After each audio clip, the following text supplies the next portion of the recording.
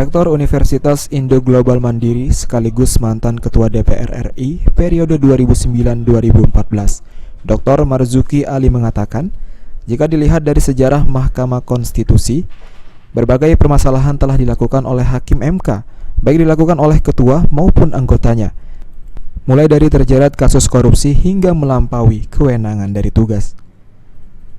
MK seringkali melakukan pelanggaran dengan menambah pasal atau mengatur pasal dalam undang-undang.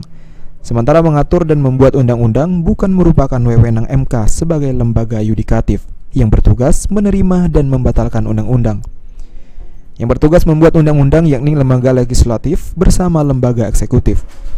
Dengan kegaduhan saat ini, Dr. Marzuki Ali menilai merupakan puncak dari permasalahan MK yang ikut campur dalam kontestasi presiden. MK ini telah banyak mengalami berbagai persoalan yang dilakukan oleh para hakim MK, baik oleh ketua MK maupun anggotanya.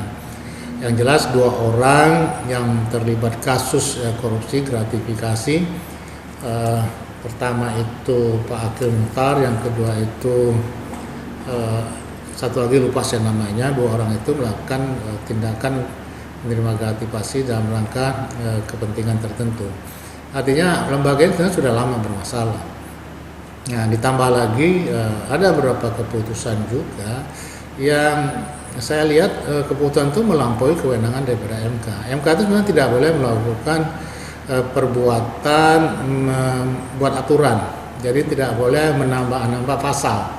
Tapi di dalam perjalanan beberapa kali MK justru juga mengatur. Nah, seharusnya MK ini bukan lembaga legislatif bersama eksekutif untuk membuat undang-undang. Artinya selama ini mereka pun melampaui kewenangannya. Jadi ada pasal yang mengatur yang seharusnya tidak dilakukan oleh MK.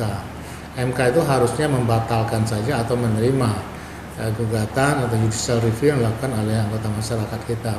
Pertama tentu dilihat adalah legal standing, yang kedua substansi hukum yang diajukan. Eki Saputra, Pol TV.